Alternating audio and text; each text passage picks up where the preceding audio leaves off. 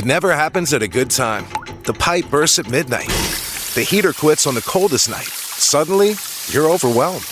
That's when HomeServe is here. For $4.99 a month, you're never alone. Just call their 24/7 hotline and a local pro is on the way. Trusted by millions, HomeServe delivers peace of mind when you need it most. For plans starting at just $4.99 a month, go to homeserve.com. That's homeserve.com. Not available everywhere. Most plans range between $4.99 to $11.99 a month your first year. Terms apply on covered repairs. Hey, this is Lou Mangello from WDW Radio, and you're listening to the Fiveish Fangirls podcast. Let's do this.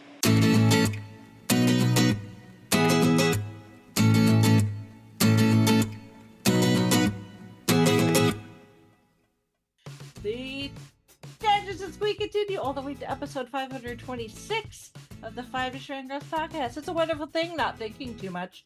Served me well most of my life. Welcome everyone to this week's episode of the Fiveish Fangirls podcast. So glad to join us. Let's start off like a new week with the virtual table and see who's joined us this week. This is Holly from Wisconsin. And this is Rachel in Indianapolis, Indiana. Hello everyone. Hello. Hey. Yay, yes.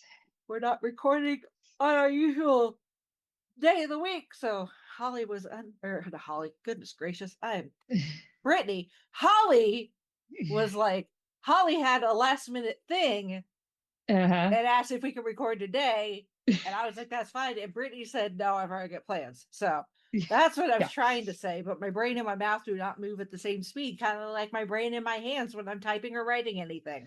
I hear you. Yep. Brain and body do not move at the same speed. No. As much as you try as you might, when it works good. But when it does not, boy, howdy, buckle up and hang on tight. Yeah, exactly. So, anyway, that, and I'm pretty sure just like everybody's brain's just giving up. It's like, is it summer vacation yet? Is it summer vacation yet? Exactly. Is it summer vacation yet? So. Yeah. We've kind of hit the taste of summer.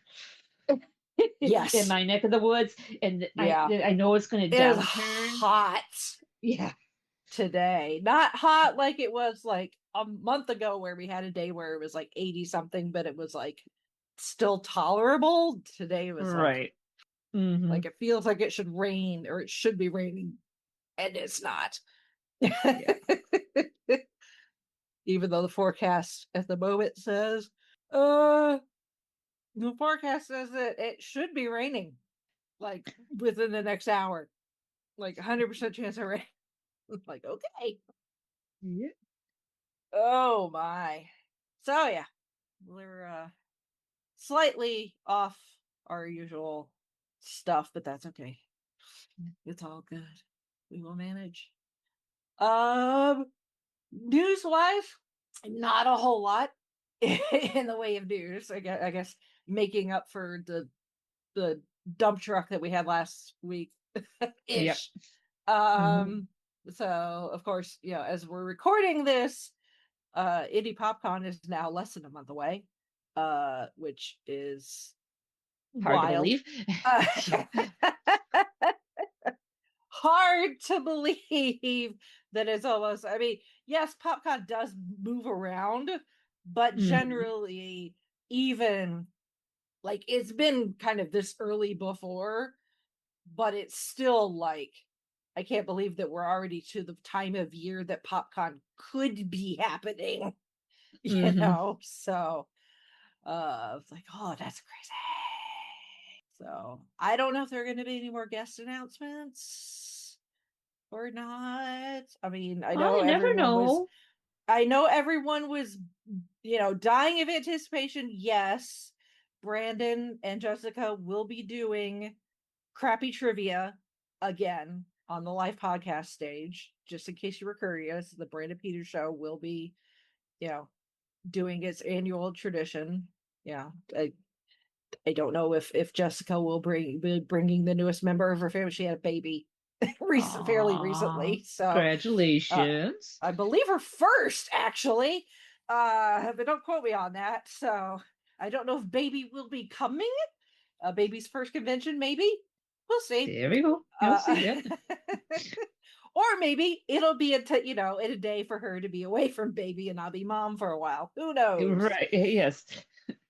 Have a little mommy me time. Yes, exactly. With 1,000 other So, people.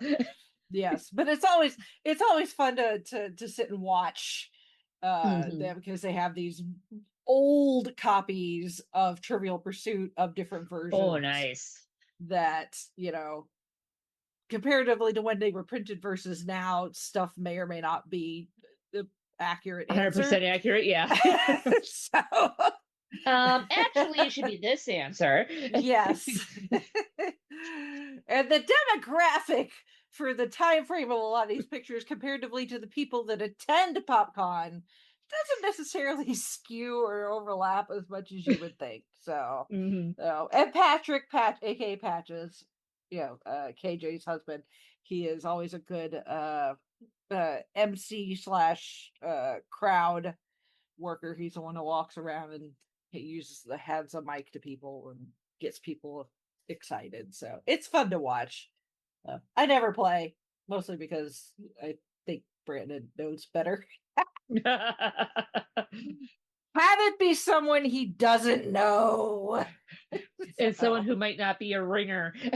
yeah, it's like people find out we've known each other for a while, they might think it's rigged. So, yeah, but Or he that should should have you be as the de fun. facto. Would you like to phone a friend? Yeah, really. No, they're usually pretty good about Pun not intended, but intended. yeah, kind of, yeah. Although Brandon and Jessica are usually pretty good about giving really good hints. So Mhm. most of the time people walk away with a prize. That's the other thing too, is all their prizes usually come from stuff that they've either found, like, sitting in the back of a closet somewhere or at thrift shops and the like. So you just never know what you're gonna get. Uh so uh so that's exciting. PopCon coming up.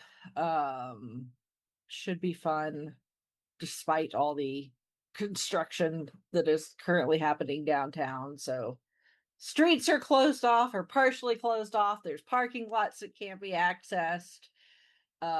There's a 2-day country concert occurring that same weekend. Morgan Wallen is coming to town Ooh, uh, and hosting 2 shows at Lucas Oil. wow.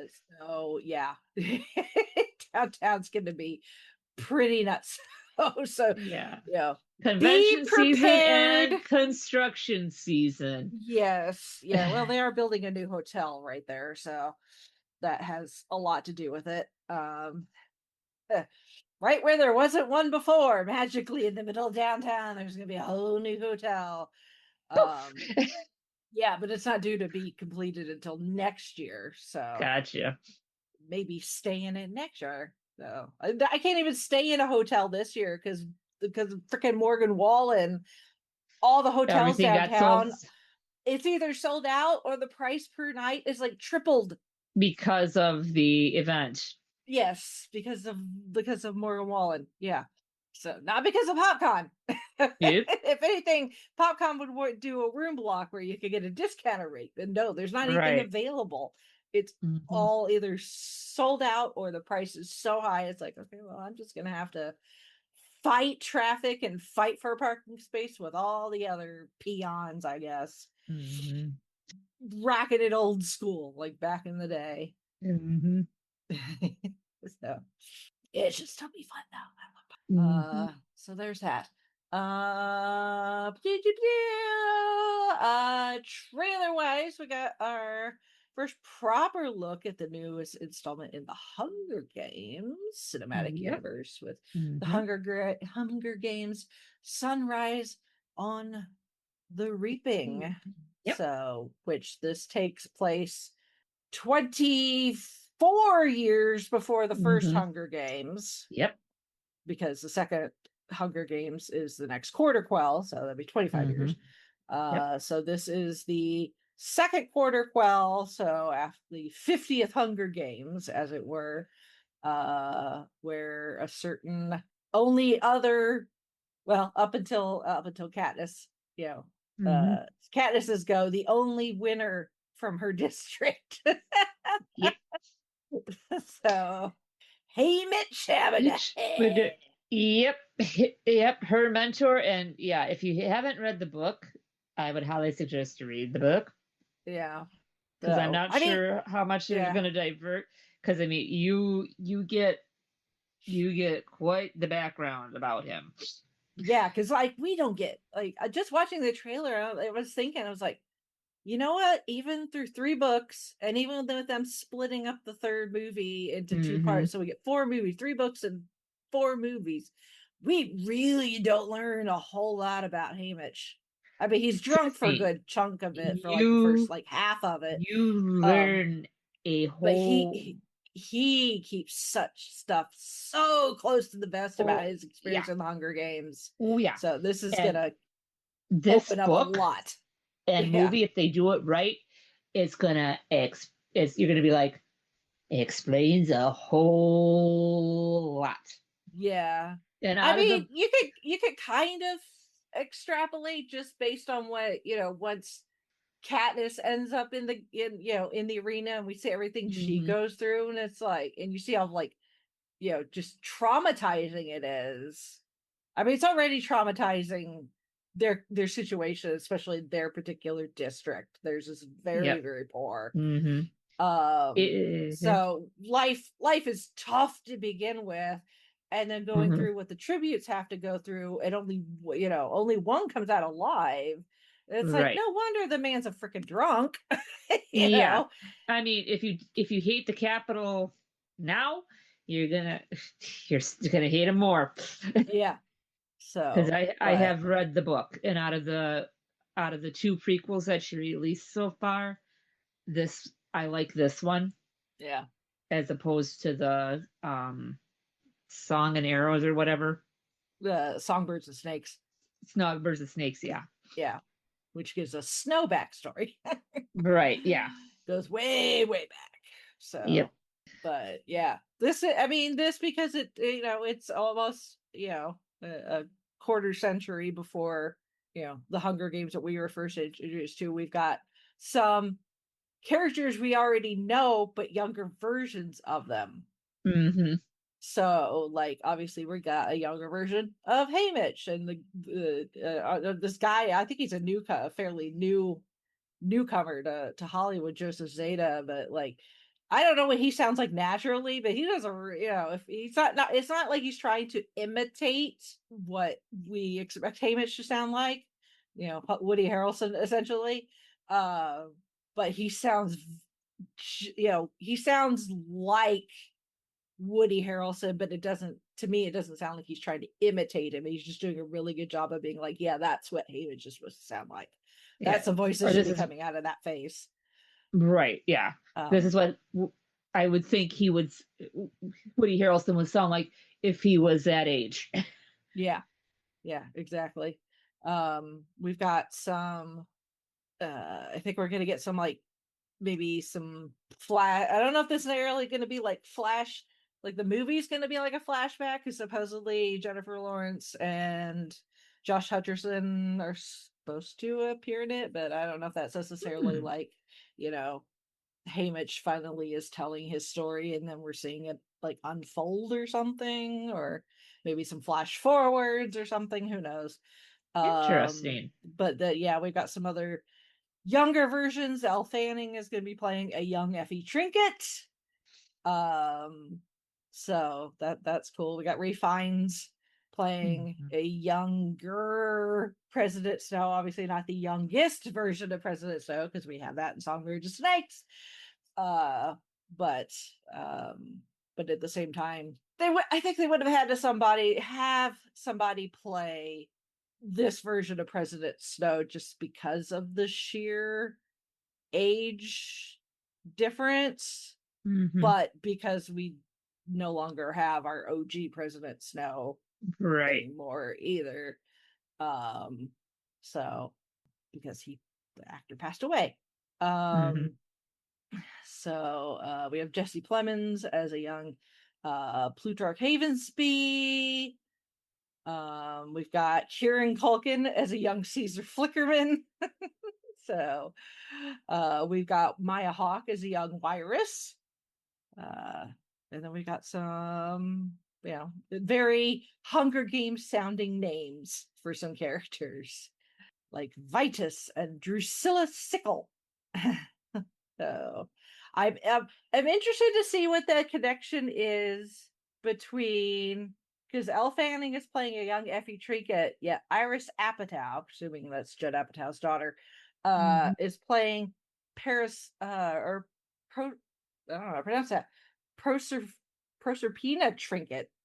So I don't know if they're sisters, because they're about the same age, Elle Fanning and Iris Apatow. So we shall find out. Yes. Coming in November. There is that. And I did share it on our Facebook page, but we do have the official class of inductees for this year's class to go into the Rock and Roll Hall of Fame.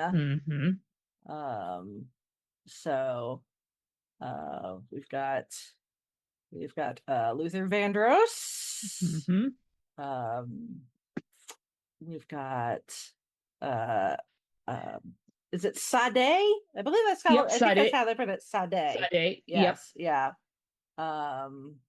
So Ms. Smooth Operator. Yes. Oasis. Still trying to wrap my head around that one. So yeah. So Joy Division / New Order. Yep. So Iron Maiden, which that doesn't surprise me. After, like I said, we were saying when we got the short list, I'm like, I'm surprised they weren't already in it. So Billy Idol, Phil Collins. Phil Collins, Billy Idol, Iron Maiden, Joy Division, New Order, Oasis, Sade, Luther Vandross, the Wu-Tang Clan are the actual inductees. Ed Sullivan is going to be inducted with receiving the Ahmet Ertegun Award. I don't know who that is, but I don't know who the award is. I know who Ed Sullivan is. I don't know who the award is named after. The award is the gentleman was a very well-known and respected record producer. Gotcha. Yeah, and I'm surprised that Ed Sullivan wasn't the first recipient of that award. Let's just put it that way. Yeah. I mean, he is the man that introduced the Beatles to the United States. Exactly. So, if anything else, but I mean, the Ed Sullivan Show was a big deal at the time anyway, but I mean, it does also have the recognition of being the show and the guy who literally introduced the United States to the Beatles. He's like, the Beatles, Yeah, exactly. So, yes. Yeah. And then we got some we also have music inductees or award for musical excellence, which Rick Rubin is a name that people probably recognize if you're in the biz, as it were. And then early influencers, Celia Cruz. Yep. MC Light. Early MC. Graham Parsons. I don't know who Fela Kuti is, but then Queen Latifah.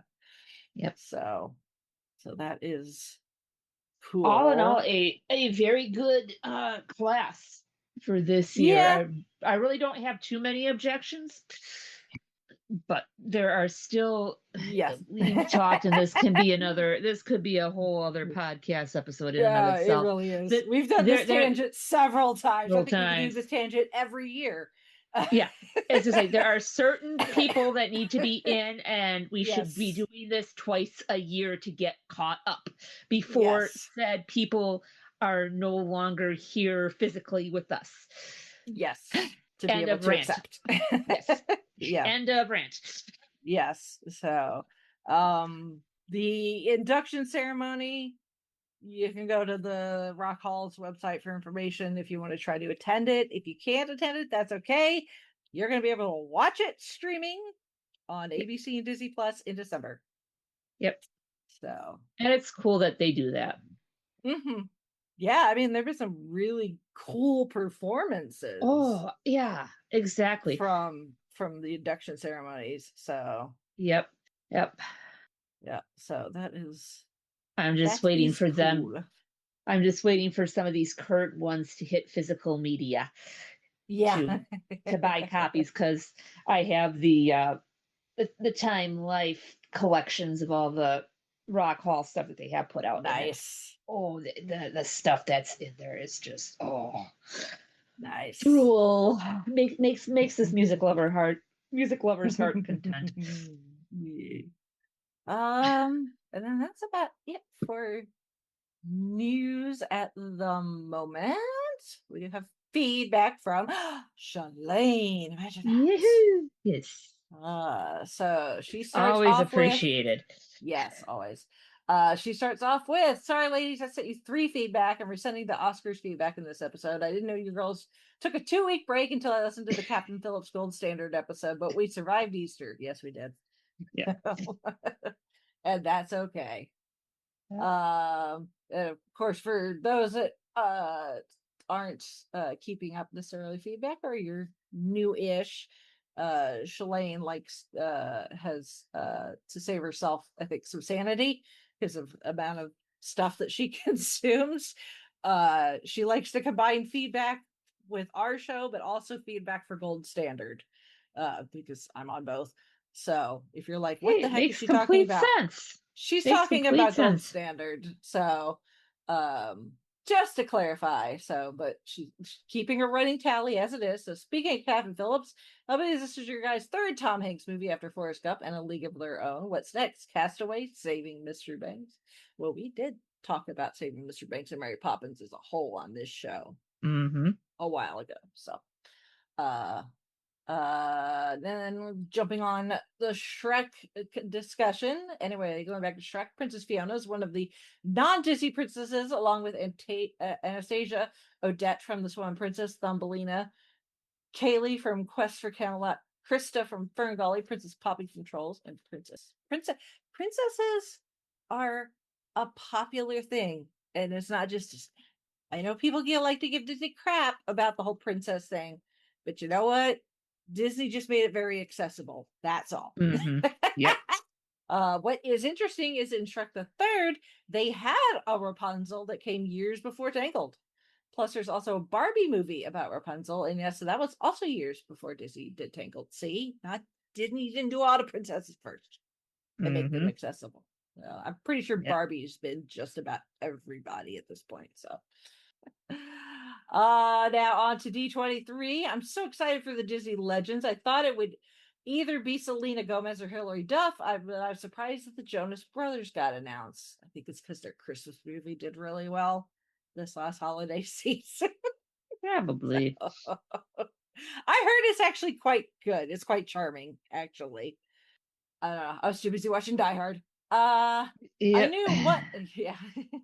She continues, I knew one day The Rock, Lin-Manuel Miranda, and Anne Hathaway would become Disney legends, and now they will be. Lin-Manuel Miranda deserves it, yeah. He ain't got that EGOT yet, but he's going to have that, what's he missing? Is the Oscars, is that the only thing he's missing? I think so. So how could you fit it? He's got a Tony. Yeah, so. He's got a Grammy. How would you fit Disney legend in there without the O? He'd be a Gelt now. Get something? Yeah. Quick, somebody make something that's pronounceable with EGDLT. Legit? LEDGT. Legit. Yeah. Not quite legend. The D and the L have to stay together, though. That's the thing, because it's Disney legend. So. Yep, exactly. I tried. I know. It's okay. I also think Alan Tudyk is basically the Disney animation version of John Ratzenberger because he's played tons of Disney anime characters since Wreck-It Ralph. I think that's a fair comparison. Yeah, very fair comparison. She has some predictions about the Disney Legends ceremony because oftentimes they will have a special guest introduce or do the honoring of one of the legends. And she thinks, I think Julie Andrews will introduce Anne Hathaway, which, yeah, yes. Julie Andrews would be herself really cool. is a Disney legend, plus she plays her grandmother in The Princess Diaries. Mm-hmm. And maybe Miley Cyrus will introduce the Jonas Brothers. Yeah, Is it a similar era, maybe? Yeah, those are some I don't know. really good. I don't know if they're friends or not, but we shall see. Yeah. And then of course she gives us a list of people she thinks are going to become Disney legends in the future, which I don't really see a lot of arguments for most of those. I think some sooner rather than later would be my humble opinion. Of course, we got, like she said, Selena Gomez, Hilary Duff. You might see Hilary Duff next year now that she's making a return to music. Mm-hmm. Maybe. So possibly. Of course, we got a number. We got all the Chris's in the MCU. And Zoe Saldana and Zendaya. I think Zendaya probably might be sooner rather than later as well. Christian Robert Lopez, absolutely. I can't believe that Jim Cummings isn't already. He should be. Yeah. I think Ashley Eckstein should be one already as well. I can't believe she's not already. The Russo brothers, definitely. Pretty much everybody in the MCU and new Star Wars. Yeah. Good call. Good call. Yeah. Dave Filoni. So we can put Shalane's list in the show notes so that if anyone wants to, give their 2 cents or add to the list. Fun fact, going back to the Oscars, when Enchanted came out, it was nominated for 3 Oscars for original song. Christian Chenoweth, the original Glinda from Wicked, saying that's how you know. Funny because Idina Menzel was also in the movie, and Stephen Schwartz did the music with Alan Menken. They keep it with the people you know, I guess. That was quite an Oscars this year. The opening was hilarious with Kona getting chased. And Grogu was in the building, and Sigourney Weaver said her iconic aliens line. It was also great that Billy Crystal honored Rob Reiner. It was fun seeing most of the cast from his films. Bummer Robin White wasn't there, and Kevin Bacon too. I'm sure they would have liked to have been there, but probably couldn't make it. Also great seeing a little Moulin Rouge reunion with Ewan McGregor and Nicole Kidman presenting Best Picture. I could see Iron Man and Captain America together again. We'll see that again in Doomsday. Well, we're going to see Captain America again in Avengers Doomsday. Yeah. So. And hopefully the grand question will be answered. Whose baby is he holding? That's the question everybody wants to know. I've got a few theories, but I don't know if they're going to pan out. Yeah. Well. So One Battle After Another is the second Leonardo DiCaprio Best Picture after Titanic, and it will be your third Leonardo DiCaprio after Titanic in Exception, meaning gold standard. What's next? The Great Gatsby, The Wolf of Wall Street, The Revenant, Catch Me If You Can. Sorry, Rachel, I know you're not a fan, but I think you might talk about his films. If someone requests them, of course we will. So I do not want to see The Revenant. No, thank you. Catch Me If You Can. Actually, I would not mind that because it's Tom Hanks. So it's Leo, but it's also Tom Hanks. And that is, and Catch Me If You Can is a pretty decent movie. Yeah. If you kind of like the heist con thing. Yeah. So. Yeah. I would do Catch Me If You Can. I would also do The Aviator. Aviator's good, yeah. I would also do The Aviator. Just because I think the idea, the whole mystery and everything behind Howard Hughes is just like, it's a fascinating piece of history. Oh yeah, of Hollywood history. So, mm-hmm. I've seen The Wolf of Wall Street. At one point, Chauncey walked by and he's like, "What the hell are you watching?" Well, if you've seen The Wolf of Wall Street, you can probably imagine what was on the screen at the time. Yeah. So, so do I need to rewatch The Wolf of Wall Street? No, not necessarily. So, once, how should we put it? Once was enough. Yes. Sorry, sweetie, I'm doing homework. Yeah. Research homework. Yeah, we've got some stuff in the pipeline where Chauncey's gonna be like, "What are you watching?" I'm like, "It's homework for podcast, I swear." So there's just some interesting stuff out there. That's all I gotta say. But all in good time, people. Yeah. Then she moves on. She's got a theory. I think original movies win Best Animated Feature more than sequels like Shrek, The Incredibles, Zootopia, Inside Out, and Spider-Verse all won, but their sequels get nominated and don't win. Only sequels that won are Toy Story 3 and 4. In general, sequels don't usually win big awards. You know, the best of type categories, you know, like best animated feature, best picture. Godfather is one exception. Godfather 1 and 2 both won best picture. So, or it's something that where it's such a big production that you have to wait until the last piece comes out, like with Lord of the Rings. Like the first two Lord of the Rings won a bunch of technical awards, but they didn't start giving them the big awards like best director and obviously best picture until Return of the King, because they knew that you weren't getting the entire story until you got the third movie. So you had to wait until part 3 to really give it the accolades that it deserves, because you got to see if Peter Jackson stuck the landing, as it were. So, and he did. So I think both Coco and K-pop Demon Hunters, along with other anime films, teach us about different cultures, and sometimes they're successful and award-winning. I'm also slowly getting into K-pop. I've only listened to a couple of Blackpink and BTS songs. You know, those are good places to start, though. Yep. Those are two very good groups with some very catchy songs.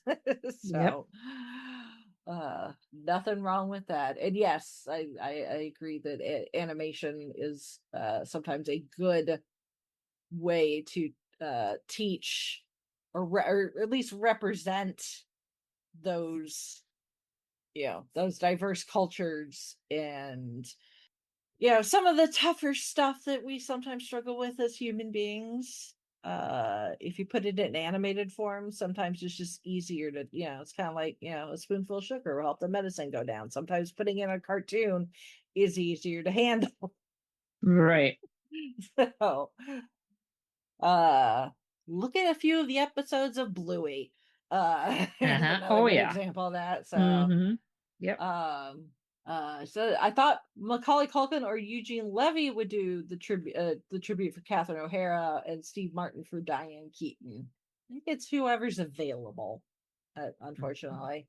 Or and also probably who they think they can. Who I'm sure a lot of people probably wanted to maybe do these, but didn't necessarily maybe think they could. You know, they felt like maybe they could get through it, or maybe they didn't feel like, you know, they were the best person, even if they wanted to. They may have deferred to somebody else. So who knows with those sorts of things. The K-pop Demon Hunter song Golden is the second non-Disney movie to win Best Original Song since The Prince of Egypt. So here are some non-Disney studios that have won Best Animated Feature: DreamWorks, Shrek, Wallace and Gromit, Studio Ghibli, Spirited Away, The Boy and the Heron, Sony with The Spider-Verse, and now K-pop Demon Hunters, and Netflix with Pinocchio. Did you know DreamWorks made Spirit Stallion of the Cimarron? I remember seeing advertising for that and did not care. I think it's the dumbest movie. It got nominated but lost to Spirited Away, In Your Face, Jeffrey K. And those were her exact words in her email. In your face, I mean, Jeffrey K. The only probably saving thing, I didn't care for the movie much, but killer soundtrack by Brian Adams. Eh, Just putting it out there. But I mean, then yeah, again, you got to be a fan of Brian Adams to appreciate said work. right. Yeah. I mean, Brian Adams was just kind of everywhere in the late 90s, True, true. I mean, 2000s. he did So, kind of have the quasi magic touch with the movie soundtracks during yeah. that time span. Yeah. That's one of the other good things. If you like his kind of music, one of the other, not so many, but still a couple. It requires a couple fingers on one hand. Good things to come out of Robin Hood, Prince of Thieves. So, Exactly. Yes. Uh-huh. so Him, the song, and Alan Rickman. yeah, Well, and then what? pretty much. So, Yep. also, since Michael B. Jordan and Ryan Coogler have now won an Oscar, I think Chadwick Boseman would be proud. I think he is. Yes. She says she postulates, I think some movies don't do well at the box office but do well on Rotten Tomatoes, and sometimes it's the opposite. Yeah, that's the thing, is that, with websites like Rotten Tomatoes and IMDb, even, where you can, score and give your opinion, is you can do that for free without actually having to pay and see the movie, which is why some movies got review bombed and had really low scores before they'd actually opened, because people could do that. I think now that Rotten Tomatoes, or maybe it's either Rotten Tomatoes or IMDb, one of those websites, if not both of them, I think now have put like safeguards in there so that people can't put in reviews until a movie's actually like started releasing in places. So people are more likely to have seen it. So, but yeah, I mean, it's one thing to hop online and be like, this movie sucks, blah, blah, blah, blah, blah, blah, blah. It's another to actually go and give it your money. Mm-hmm. Yeah, if you give it your money and you're like, and you get done, you're like, okay, that sucked, fine. Then you're entitled to your opinion because you actually consumed it. But if you're not even willing to plop down the money to actually see it, or, and you don't have to necessarily see it in the movie theaters, because I know that's expensive in a Yeah. lot of places, but even if you wait for it to come out in streaming and you decide to watch something through less than legal matters avenues just so you can hate on it, in my humble opinion, you got too much time in your hands and you need a hobby.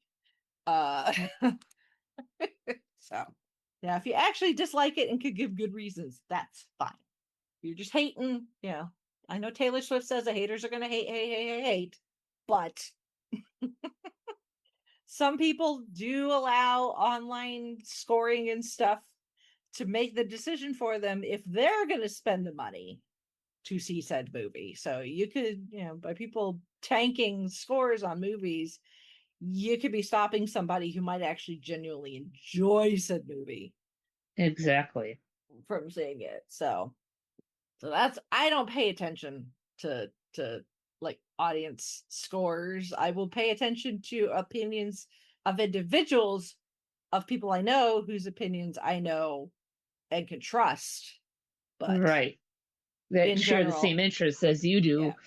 yeah, in general, Yeah. yeah, whatever the score on Rotten Tomatoes is, I don't care. And then she makes a bit of a correction. She said, go back to Ferris Bueller. I was wrong. This was your third John Hughes movie after Home Alone and Christmas Vacation. What's next? Breakfast Club? Maybe. Maybe. 16 Candles? Maybe. Uncle Buck? Curly Sue? I've seen Uncle Buck. I didn't really care for it. No, Uncle Buck, it's a good candy, but I can see where you might be taking Curly Sue, not bad. Jim Belushi, Yeah. it's decent. And then she finishes out saying the live action How to Train Your Dragon is also a shot for shot remake, but with new stuff added. Now, see, if Disney did that, I would mind as much. But when they're essentially just taking the cartoon and just doing a shot for shot in live action, why? Mm-hmm. If you're going to add some new stuff, like they did with How to Train Your Dragon, then that keeps things interesting, because then people will be like, I've seen this already. I've seen this already. Like, boom, something you've never seen before. And it's like, Right. something fresh. I need and to new. focus. Yes. Yeah, exactly. Well, I should pay more attention.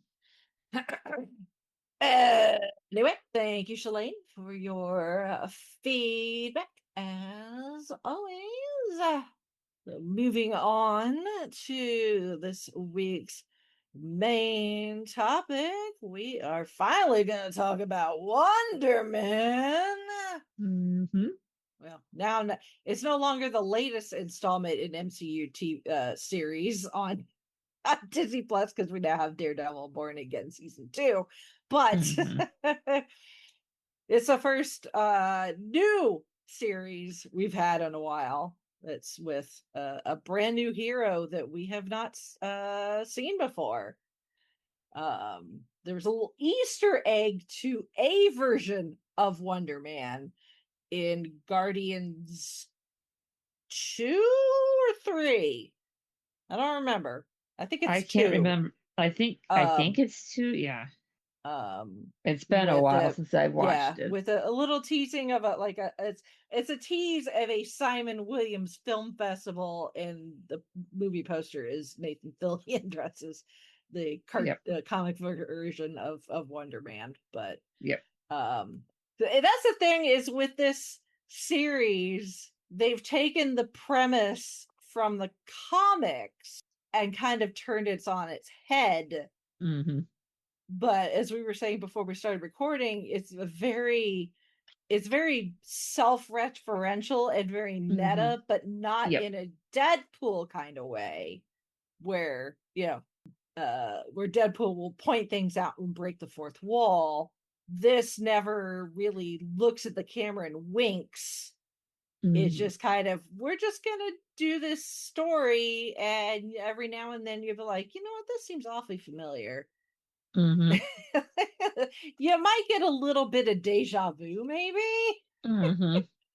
depending on where you like to hang out. It's on the internet, I think. Uh, Mm-hmm. so, but yeah, Simon Williams, aka Wonder Man, is a new character to the MCU. Um, of course, as far as comics are concerned, he's not new. He's been around since 1964, originally created by Stan Lee and Don Heck. And throughout the years, he's actually had a number of aliases: Actor Man, Mr. Muscles, Mr. Wonderful, Pretty Boy. But in his origin story in the comics, in the original comics, Simon Williams was just an actor. And he was the younger of 2 sons, so he had an older brother named Eric. His father was an industrialist who had a very successful munitions factory. It's a little Stark Industries-esque. Mm-hmm. Yep. And his dad, unlike the version of the dad we see in kind of the flashbacks in the series, where he was, very especially to Simon, was a very attentive and loving father. The Sanford in the comics, very stern, very Howard Stark like, it seems like. Mm-hmm. Had very high expectations for his sons. And he was abusive. And in the process of that, Eric, being the older brother, probably took the brunt of the abuse, probably. Mm-hmm. And in turn turned around and beat up his own brother. So you can see the cycle of family trauma. Eric ended up declining to join the family business. Simon agreed. When their father died, Simon inherited full control of the business. He was only 20 years old and had like no experience running a big business like this whatsoever. He had no idea what he was doing. The business started to crumble because of it. It also didn't help that around that same time that there was another business called Stark Industries that was starting to make some really big headway. especially in weapons. Yeah. So Simon goes to his brothers, like, I need your help. Eric suggests to Simon that he embezzle some money from the company to invest it on Eric's recommendations. Nothing says like embezzlement and insider trading and racketeering. yeah. So The trifecta there. Yeah, so his brother had gotten involved in some mafia type business. So Simon did what his brother suggested, and the board of directors found out, and he was arrested. And found guilty. And was facing a prison sentence, but he was released on bail after who knows if this character will ever pop up. Amora, the enchantress, uh, bails him out essentially. On the behest of Baron Zemo. Imagine that. Turns up like a that bad Baron penny. Zemo. Yes. Baron Zemo had read about the case, decided that Williams would make a good recruit for the Masters of Evil. Because in the newspapers they had used, the idea that the Williams family business failed partially due to Stark Industries, not because Simon, embezzled money. And in the comics, Zemo is Iron Man is one of his arch enemies. So he's like, oh, anyone who hates Iron Man / Stark, because Zemo believed that Tony Stark, or is Iron Man's employee, not knowing that they're one and the same. But he's like, oh, the enemy of my enemy is my friend, or something like that. Yeah. So, and Simon at this point, has hit rock bottom. So he's like, okay, yeah, whatever. Sure. Tell me what you're offering, Baron Zemo. So they go off to Zemo's base in South America. And Simon agrees to become the test bunny, the guinea pig, for Zemo's ionic ray treatment, a process that would endow him with superhuman strength and durability. So he undergoes numerous chemical radiation treatments and emerges with set attributes. Zemo gave him a costume, dubbed him Wonder Man, and outlined his plan to use him to defeat his foes, the Avengers. So, to keep Wonder Man cooperating, Zemo tells him that a side effect of the treatment is that gave him his powers is that it has altered his metabolism so that he will rapidly decline and die unless he's given regular, essentially, boosters. And not wanting to die, Right. Wonder Man agrees, and they stage a battle of him against the Masters of Evil, and he wins. Wonder Man wins. And the Avengers see that and they're like, ooh, new hero, awesome, hey, want to join our club? He tells them, I'm dying, not exactly telling them why, but just it's like, oh, but yeah, I'm a superhero, but I'm dying. And of course they try everything. It's the reverse Tony Stark, kind of. I'm a superhero, I'm dying, but I'm not going to tell you. And Fury kind of like, dude. Yeah. So of course, he's got all these geniuses and stuff. So they're like, oh, we'll throw everything we've got at it to try and cure you. And in the process of that, he manages to lead them into an ambush by the Masters of Evil. And during the battle, his conscience gets the best of him, and he decides he would rather die than betray the Avengers because of how kind they've been to him, and he, quote, air quotes, dies because he essentially like collapsed and was displaying no vitals. But actually he was in a death-like coma brought on by the unstable mutagenic changes triggered in his body. So yes, Wonder Man is a mutant, technically. Yes. Ooh, gee, what other Marvel connection has mutants? What couple of connections? Exactly. So, I mean, because he's not dead, they're able to. At one point, his brother Eric had become a supervillain himself called the Grim Reaper. And there's this whole thing with Vision and Wonder Man's body and Vision's consciousness and this whole thing. Of course, with comics, it's like you get to a point and it's all like, okay, we're gonna stop talking about this character, and then at some point they'll come back and all these things. So it over the course of 60-ish years, there have been various plot lines and chains and stuff like that. At one point there's the West Coast Avengers, which have been teased also a little bit, kind of, sort of, not really, but it's of the Young Avengers too that have also been teased. He's involved in the Civil War.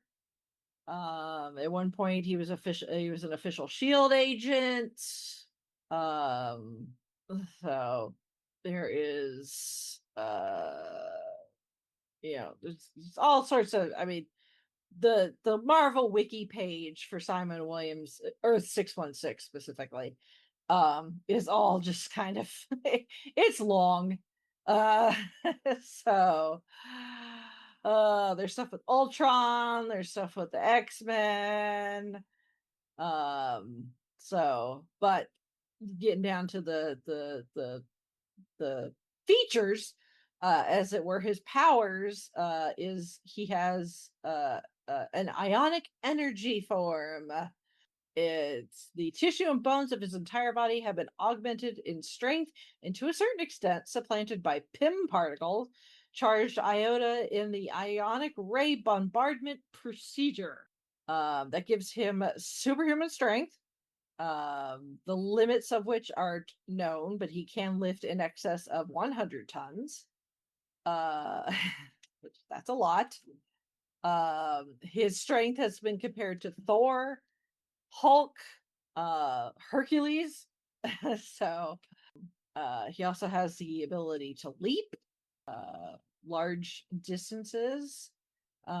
He's got superhuman speed, superhuman stamina, invulnerability, enhanced agility, reflexes, senses, flight. He used to have to use a rocket pack, but that would become damaged and need repair, and then he'd be inconvenienced without it.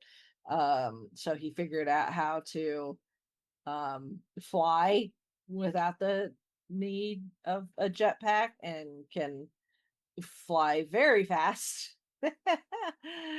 It speeds in excess of 700 miles per hour. That's kind of his because his powers in the series are never really like anybody really explained, like, oh, what can you do, that sort of thing. So although we do see in the final episode he has figured out how to fly. so so he does have that go forward too. So that's kind of Wonder Man in the comics, at least in his original incarnation all the way back in the 60s. Now here we are, 2026, late 2025, 2026. We've got this version, Simon Williams, who is an actor, a struggling actor, but he already has powers. And from what they give us as far as like his history. He seems to have had these powers presumably from birth, even if they weren't as strong as they are now. Yeah, I think we could safely assume that the story of the kitchen fire was probably him losing control, and causing an explosion that caused the kitchen to catch on fire. So it would not be the last time he destroys at least part of a kitchen. Right. So we've got some a lot of new faces. Yaha Abdul Mateen, who plays Simon Williams, aka Wonder Man. We've got I don't know how she pronounces her name.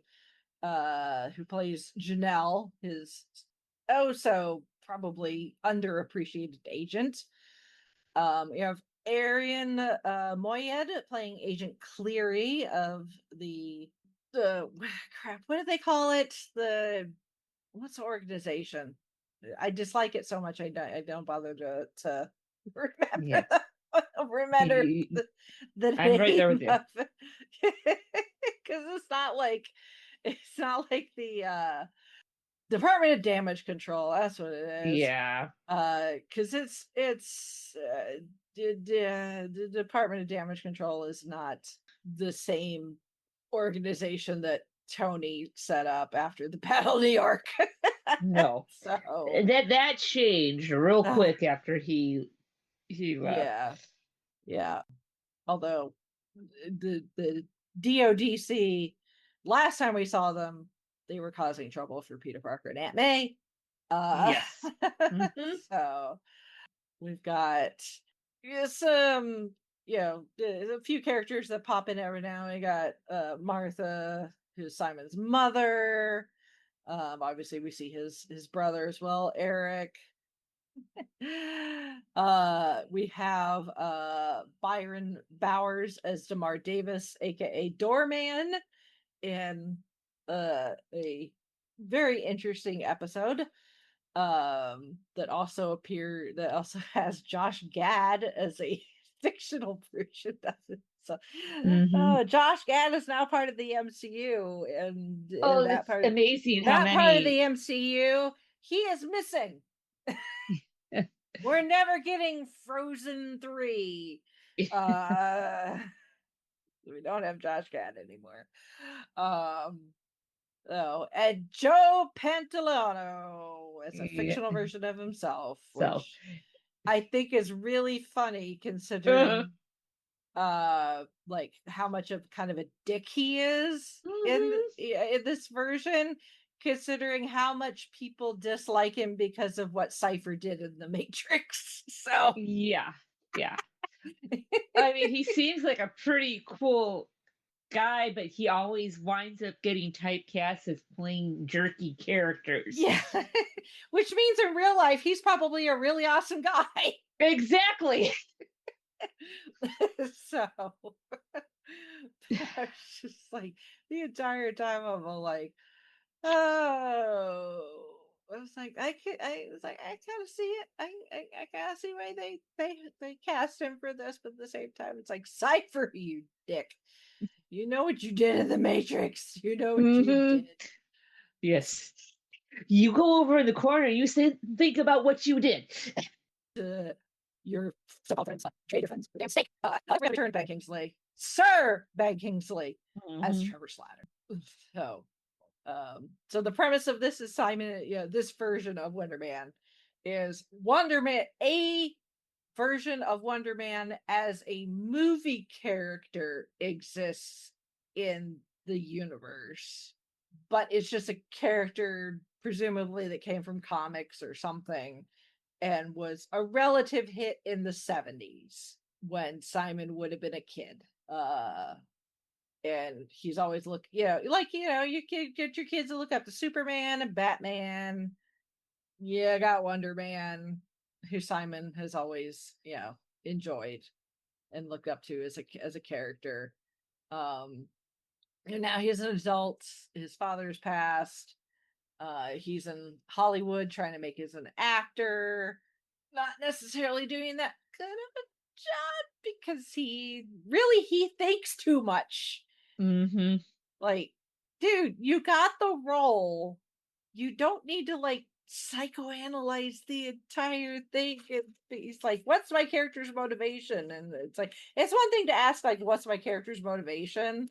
Or ask, wanting to like get maybe a little bit of background on your character, but like he was getting to the point where he's like, well, should I be holding this book or this book? They're like, there's nothing in the script about a book. He's like, but I could be holding a book. And I know these two options. This one would make more sense than this one because this is like, no wonder they Then fired go him from for American it. Horror Story. Yeah. You do you, boo. Whatever Yeah. makes you feel like it's your character, go for it. We're Yeah. not stopping you. And it's like, it's just like, let him go. And if you get a good take, just be like, cut, print. Yeah. Moving on. But for whatever reason, he's just like, he's so stuck in his head that he can't act for the sake of acting and enjoying the craft and the art and the experience that comes from playing a different person who has different life experiences and different knowledge than you do. Which it makes for a very interesting like character piece for Simon. I also think maybe it's kind of a wink and a nod to like the like uber obsessed like fandom that knows like and wants to know like every single solitary thing that like happens on the screen and like the name of every like every character in Star Wars that's ever appeared even partially on screen. What's her name? What's the name of that thing? What's the name of that food? Why are they wearing that outfit instead of that outfit? You've got there's some out there that's Yep. They are with their obsessiveness when it comes to the things that get them excited is they just need to know every single solitary little thing. And I think maybe this is their way of being like, you can't just enjoy it for the entertainment value of it, right? So, but Ben Kingsley has been somehow avoiding not getting arrested, even though it's been so many years since he got sprung from jail. And but now they've caught up with him and he cuts a deal with Agent Cleary because they've got their eye on Simon because they think he's dangerous because stupid government can't get out of their own damn way. So as we have seen in Spider-Man and in Miss Marvel, the at some point post, Thanos, the government has decided that people with powers need to either be contained or controlled. And we saw that somewhat too with Captain America New World Order. We saw that with Ross trying to make Sam his puppet essentially for the government. It's at least before when Shield seemed to be doing some shady crap, it's like you could kind of forgive them because you found out that Shield was actually Hydra in disguise essentially. So it's like, oh, they're the genuine bad guys, so that makes sense. But even after purging Hydra and rebuilding Shield and trying to rebuild trust with the the superheroes and the people and everything, it's just like it's never quite been the same. And then the whole Thanos thing, and it just even with our guys, our heroes fixing it, as we've seen since Endgame, it was not just, oh, we're just gonna bring everybody back and everything, everything's gonna be happy hunky-dory again. There's fallout. There is fallout. There's absolutely fallout. And unfortunately we're still seeing that. Oh yeah.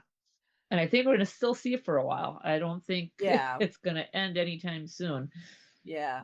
I mean, I think partially, at least as far as the greater MCU is concerned, I think part of the reason that they're doing this is because we are going to get the X-Men and more mutants in the MCU.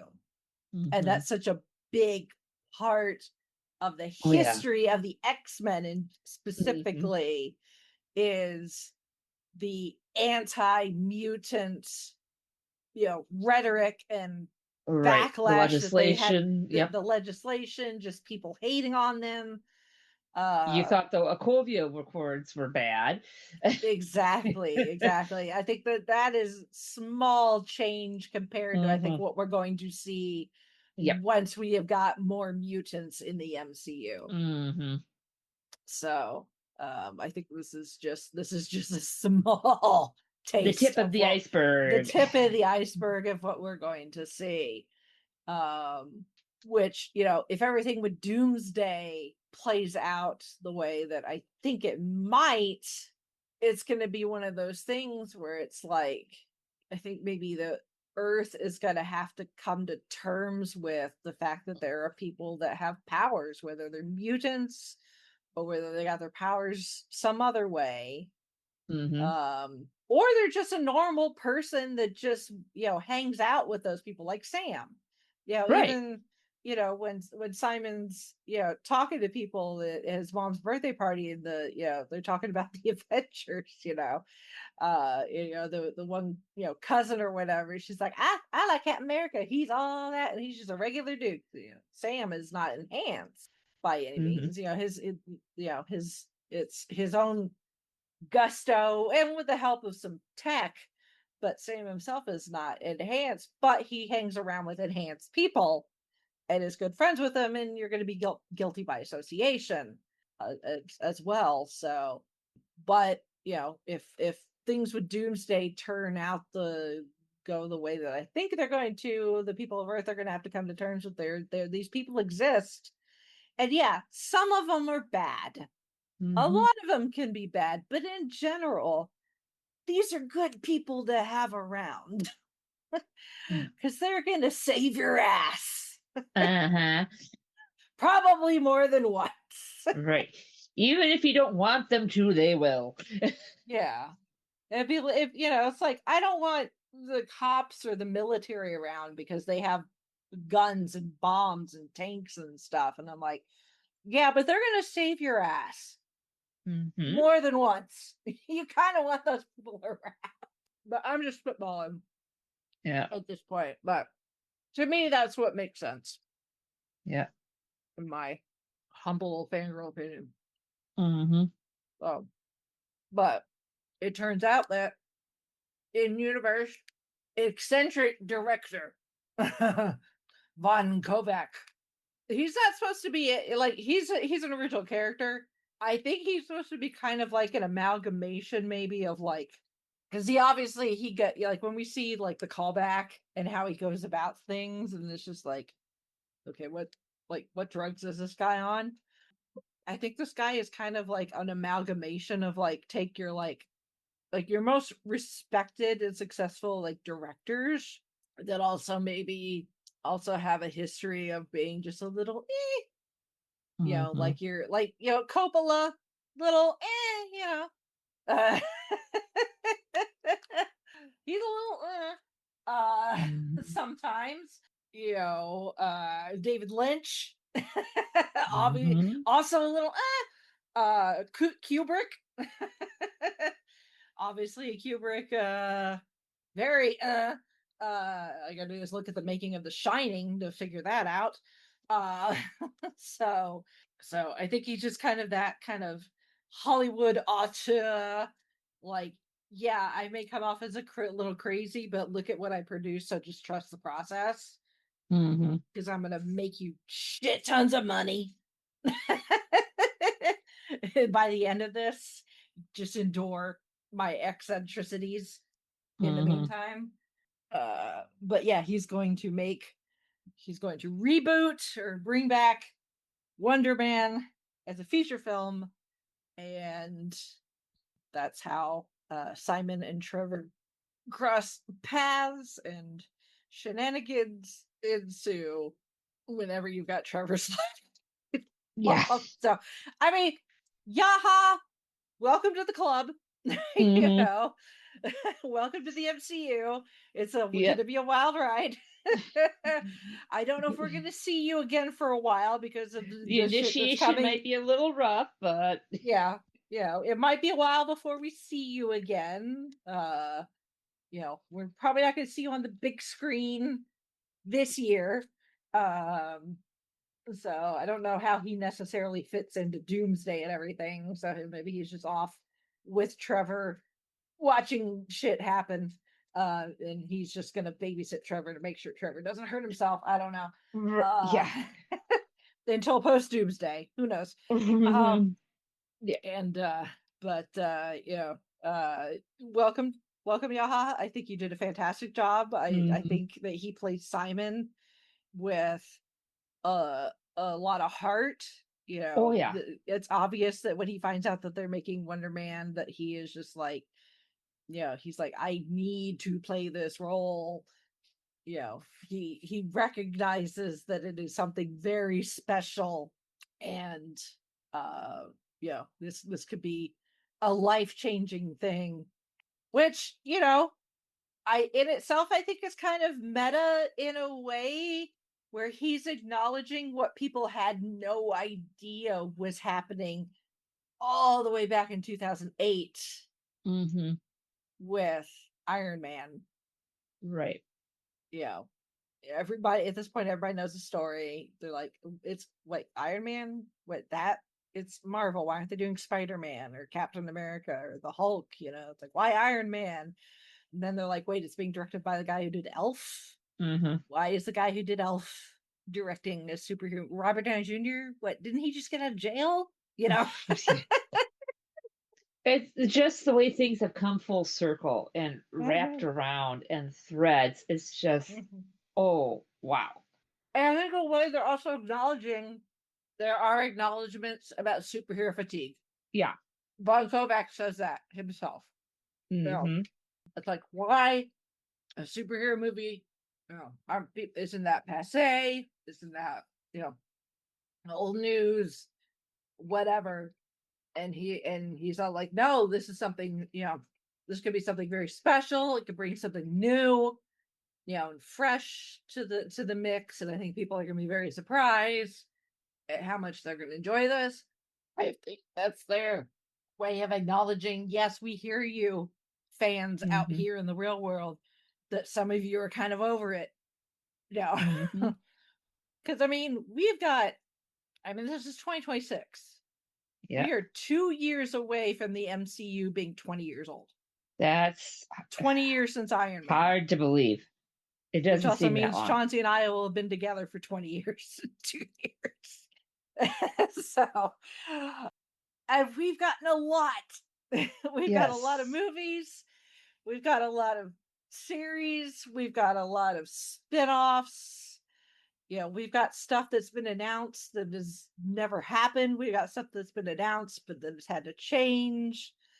Stuff that's come and gone and been moved as far as release order. And we've had issues with continuity. Thank you, Sony, very much. Can't keep your calendar straight. So it's like, yeah, it's been a lot. Yeah. in 20 years. This, as I was saying in the last episode, when we were, comparing the success of Marvel versus Star Wars, and it's like, we've gotten in less than 20 years. I think, if Star Wars fans have gotten half of that from the space in between, 1977 and 1997, they probably would have been like, it's an embarrassment of riches, but they didn't. So it's just the nature of the business. Marvel, especially once Disney came in and was like, yeah, we're just gonna take all of this, please and thank you. Except for Sony, they're like, no, everything Spider-Man related is ours. He's keeping us afloat. Please and thank you. And Disney's like, okay, that's fine. Fox, they're like, no, we're good for right now until after a while. They're like, no, I don't have money to buy toothpaste. Please take the X-Men. Yeah. They're all yours. Yes. You want to make the alien queen from Alien an actual Disney princess? Go right on ahead. She's all yours. Yep. She's demanding it. Mm-hmm. Exactly. But I think this is their way of acknowledging that, but also being like, if you just, stop complaining for a second. And again, kind of like I was saying earlier with the whole box office versus, online ratings thing, it's like, if you actually go and watch it, you might find out you actually like it. Yep. I mean, obviously, I'm a huge fan of the MCU. I'm right there waving the banner. Not Bruce, but an actual banner. Right, yeah. Yep. Know what you were Bruce getting might at. object. I think the big guy might object if I tried to wave him. Yeah. He might turn and start waving you. Yeah, you might. So I might borrow Bruce's lab coat. Okay, can I use this? That's my fabric. And I will admit, not everything has been like, home run out of the park. But at the same time, nothing has really sucked. I mean, yes, there are things that they could have done better, but you know what? It is what it is. They cut, they print, it's out there. Let's just work with it, And I'm kind of with Von Novak. It's like somebody will come along with, and do something special and unexpected, and that's when you kind of get the kick in the pants, the kind of the reminder of why you fell in love with this thing in the first place. Like why you fell in love with comic books in the first place, why you fell in love with the Marvel movies, the MCU in the first place. And I think they're getting there. I think they're getting their, there's still people that are just like, maybe it's not so much fatigue necessarily, but for whatever reason they fell off the watching wagon, so they're behind and it feels like such a slog to try and get caught up because there's so much. I can understand that too. I came into Doctor Who a year before its 50th anniversary. There was a lot to try to watch before November of 2013. So I came in like the summer of 2012. So, there's a lot. I can totally understand. It feels like, how in the heck do I do this? It's like, how do you eat an elephant? One bite at a time, kids. One bite at a time. Yes. But hopefully, I think I think this is just this new installment Spider-Man, I think is going to be really interesting, and I think different than what we've seen before, because considering the circumstances that Peter now finds him in. And I think Doomsday is just gonna, I completely trust the Russo brothers. I fully expect nothing but them giving their absolute best. And I expect, with the cast that we've got, I expect them to give, obviously we've got a lot of very seasoned MCU actors, that are coming back, some that we've seen more recently than others. Obviously Robert coming back, but playing a different character is gonna be something. But with Steve coming back, and after thinking we weren't gonna see him again, and we got a lot of newer people that are still cut their teeth in the MCU, and then we got some people that haven't necessarily appeared in the MCU yet, but because of the acquisition of Fox, are now technically part of it, thanks to what they did with Deadpool and Wolverine. We've got people that are, this will be their first time appearing properly in the MCU. And I think it's exciting. From what I heard, it's exciting for them, and I think it's gonna be exciting for the fans too. Oh yeah. So I like that it's like meta, but also kind of like in universe. It's like in universe meta, but also real world universe meta. Right. It's very smart the way they did this. That's the thing. It's just very smart the way they did this in a way that it still feels like it fits right into the MCU. It's got the heart, but also some your drama. You got some action. It's very comedic. Ben, as we were saying before, started here. I think Ben Kingsley absolutely stole this entire series. Yeah. Yeah. Oh, So 100% technically, the agree. series is called Wonder Man, but this is Right. really the Trevor Slattery series. Oh, yeah. Because, I mean, not that Wonder Man, the character of Wonder Man, wasn't, a focus. My attention almost every single time when Sir Ben Kingsley was on screen, it was on him. It was just like, I need to pay attention and watch what he's doing. I mean, the man is an absolute just legend Yeah. in stage and screen to begin with. And I love the fact that they used Trevor as almost a stand-in for Ben Kingsley's career, Yeah.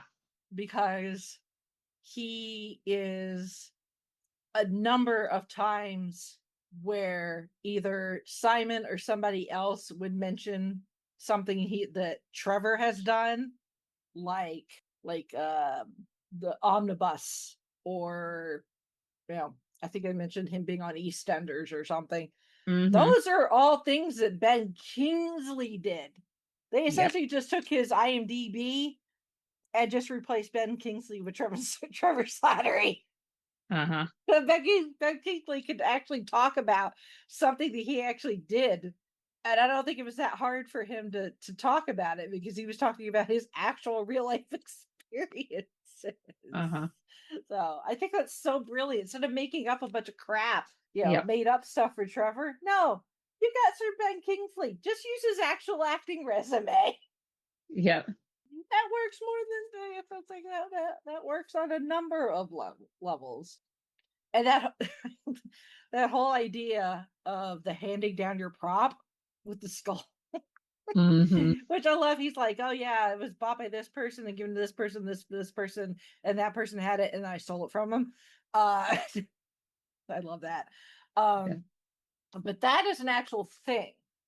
At least as far as actors across the pond are concerned, the prop, as it were, that's best, I guess, most well known in the business, is a red colored cover of a copy of Hamlet. So it's known as the Red Book, but it's a copy of Hamlet. It's got a red cover. It was originally bought by Johnston Forbes Robertson, who was an actor. he lit he was alive from 1853 to 1937. But he bought a copy of Hamlet, and because he himself had played Hamlet, and he passed it down to Henry Ainley, who was born 20ish years after him, but active in about the same time period, I think. And from there, it was intended to be handed down to whoever was considered the quote unquote definitive Hamlet of the next generation. So Ainley passed it down to Michael Redgrave. That last name might sound familiar. Uh, who gave it to Peter O'Toole. Yes, he did play more than Lawrence of Arabia. Thank goodness. Mm-hmm. So at one point, Peter O'Toole had it when he played Hamlet. He gave it to Derek Jacobi. Oh, Derek Jacobi gave it to Kenneth Branagh. okay. As far as we know, Kenneth Branagh has passed it on, Okay. and the current owner or custodian of it is is Tom Hiddleston. Oh, wow. Mm-hmm. A lot of Doctor Who and Marvel connections right in those sentences. Yes.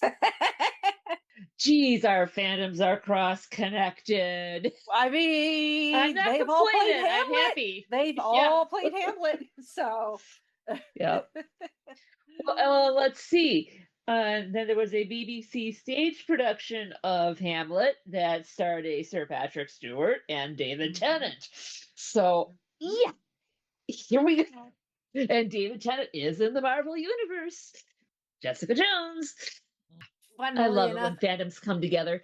yeah. Funnily enough, Eddie Izzard right now doing a Mhm. tour, doing a one-person production of Hamlet. Ooh, interesting. I believe it's a one-person production, kind of like I think Patrick Stewart at one point did a one-man production of Christmas Carol. Yep. Yeah, so similar idea. Cheaper that way, I guess. I mean, every British actor cuts their teeth on Shakespeare at some point. Yeah. You kind of It's have kind to. of it's a given. Yeah. Which unfortunately we don't really have anything like that here in the United States. I mean, it would be cool if we did. As far as literature, Yeah. that sort of thing. To really, here in the United States, if you're an actor, you cut your teeth either on a soap opera or shitty horror movies. Right. So, yeah. Or depending on your age, after school specials. Yep. Which are essentially Yes. soap operas, but for the after school crowd. Right. Yep. Or if you were of a certain age, the Saturday morning teen half-hour drama, romance, comedy. But yeah, I think the entire story about the passing the thing down and finding out that that's an actual thing. I'm like, oh, that's cool. I was reading the names, so I was like, the hands that book has been passed through. That needs to be to paraphrase. I wonder who's next. Yep, who's next? Or if they decide to retire, that needs to be put in a museum. It belongs in a museum. Royal Shakespeare Company's schedule and see when they're doing Hamlet again. Because it has to be somebody younger than Tom. Has to be an up and comer.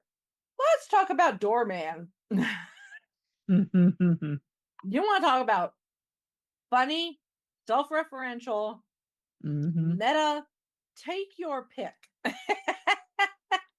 I mean, this is such a good, it's great for giving us some backstory as far as powered people in Hollywood, at least in a more modern era, because this is set in 2015 or something like that, or whatever.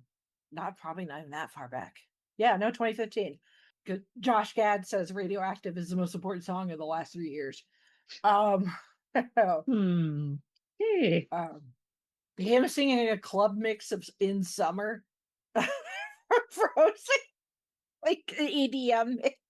Like the club. Like, oh my goodness. So, but Doorman does come from the comics.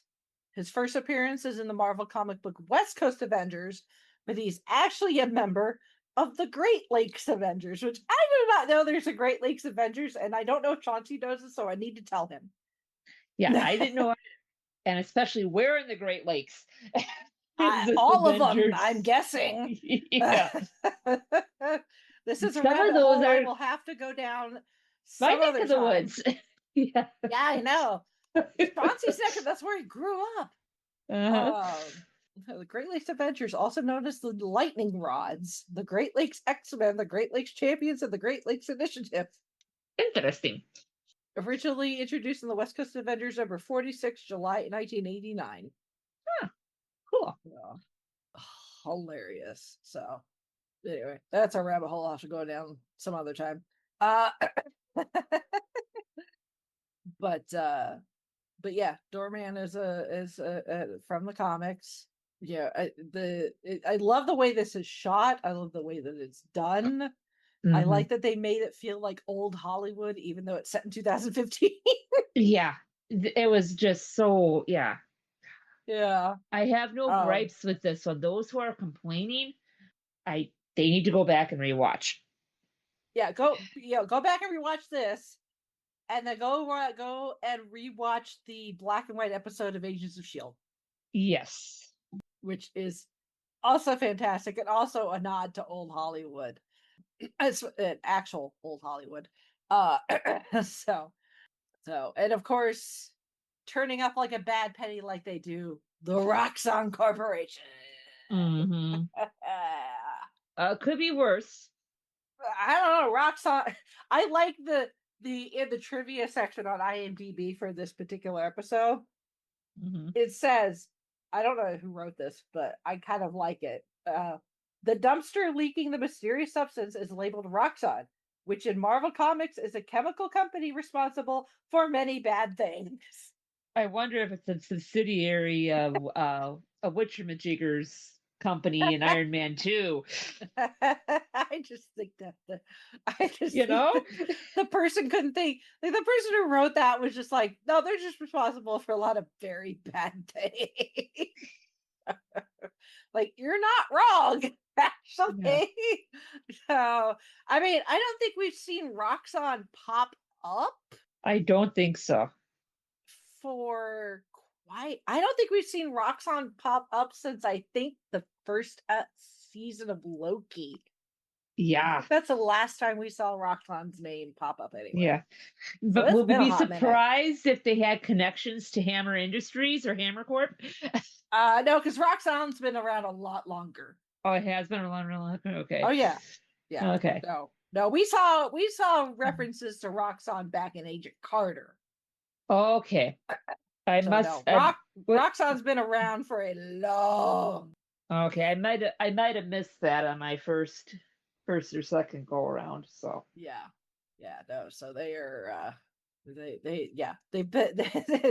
they're responsible for a lot of very bad things because they've been around a long time to do so. Mm-hmm. So pardon me. No, that was and again, IMDb, anybody can create an account and edit, do ratings, that sort of thing.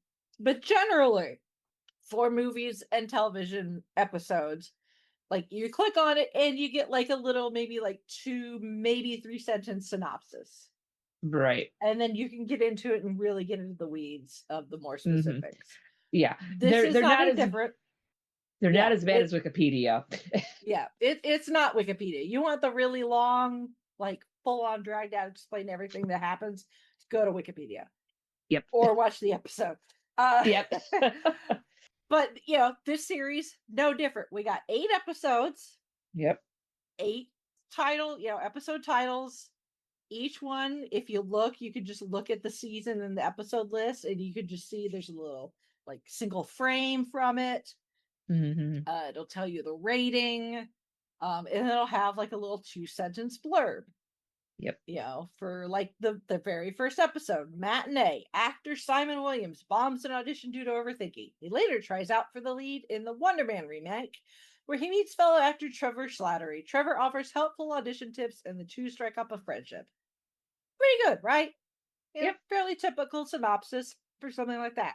The Doorman episode, you know what the description says? Ding dong. That's it. That is hilarious. It is. Ding dong. Ding dong. Great. Like, that's all you're going to get. You have to watch the episode to understand why it says that. Yeah. Mm-hmm. Oh, that's so funny. And the music in this. Oh, yeah. Yeah. Between the score itself and the songs that they picked to play during this was just awesome. I mean, we're talking Absolutely. Like Guardians of the Galaxy mixtape level. Yeah. In my opinion. Yeah. They do know the right music cues. Yeah. I think, we've had some popular music used early on. Obviously, AC/DC became very tied to anything Iron Man related. Right. But I think with Guardians of the Galaxy, it kind of gave the MCU as a whole permission to use more popular music when it made sense. Right. And and deep cuts too for Mm-hmm. some bands that if you weren't a fan of that artist, you weren't in the know. And Mm-hmm. then to have that exposure again, it's just yay. Mm-hmm. Absolutely. Absolutely.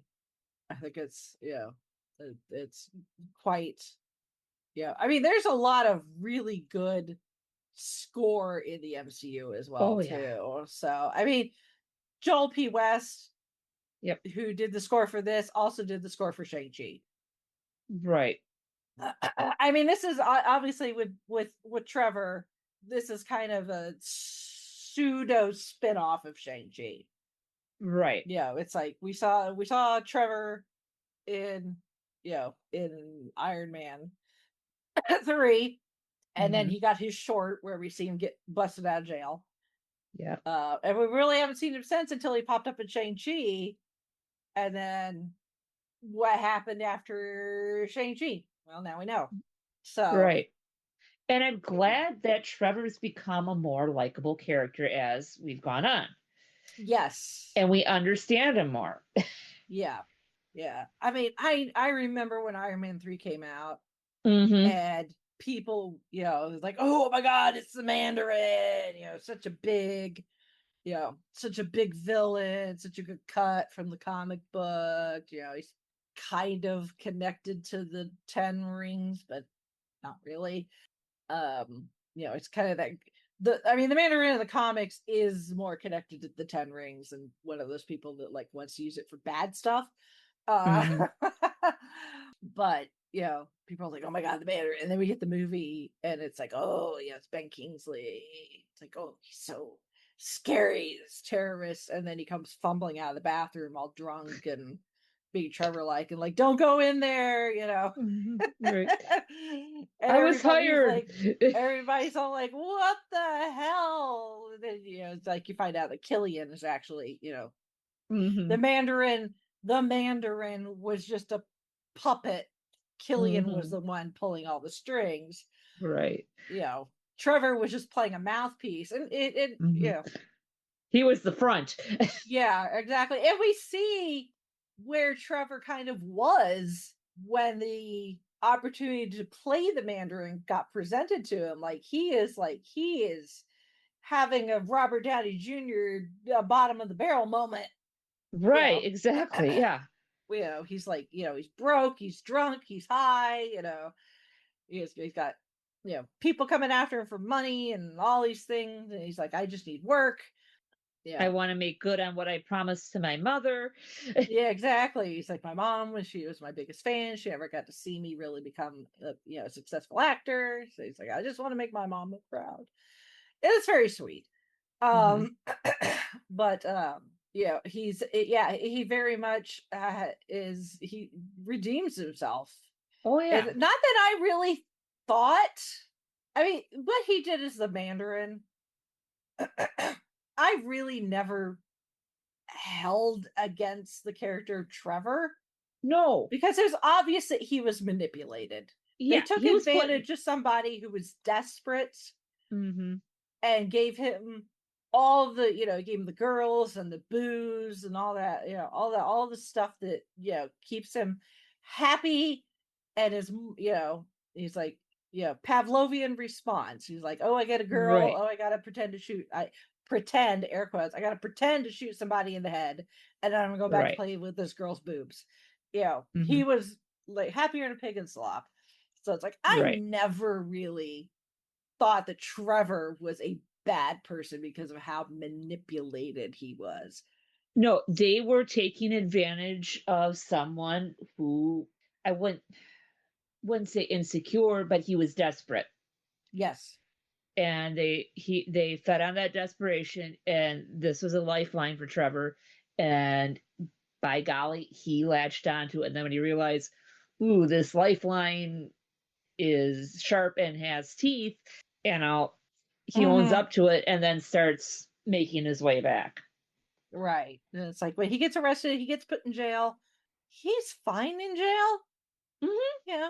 If you haven't seen the short Hail to the King, you can find it on the Yep. interwebs. Go on YouTube. Oh, Although I think actually, I it's even think in the collection on Disney Plus too, I think. yeah, I think all the shorts are also Uh-huh. on there as well. So, he's like, okay, this is my lot. Yeah, this is where I am right now.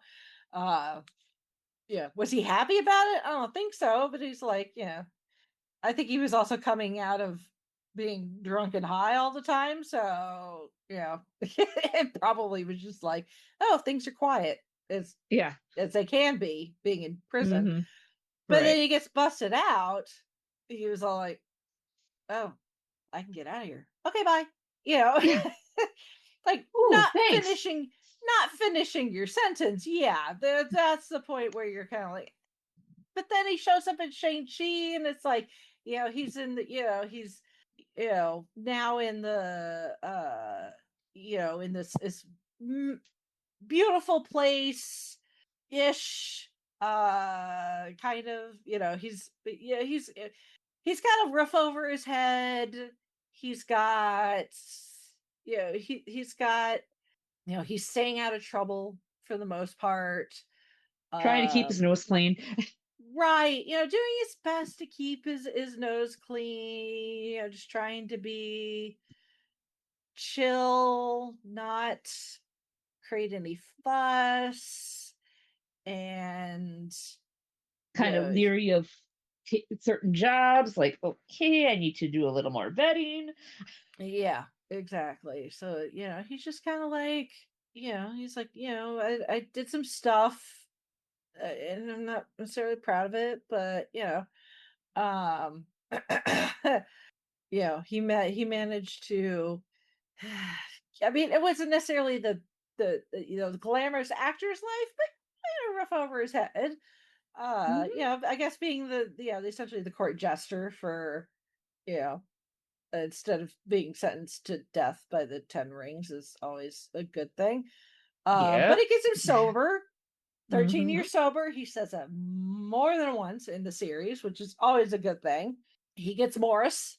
Yep. Yeah, everybody needs a Morris. So Yes. I have a Morris. He's I still need to get a Morris. yeah, Those things are tough to find. I have a Morris. He's hanging out with my uh little like squishable Grogu and BB-8. Uh Ah, that's a cool trio right there. yeah. So he's like, I've got sober now. I'm not under the threat of being beheaded by crazy 10 rings people, thanks to, Shang-Chi. Mhm. Um and and Katie. Um and he gets to visit Tao Lao. So he gets to visit the very pretty place. And got to see a dragon.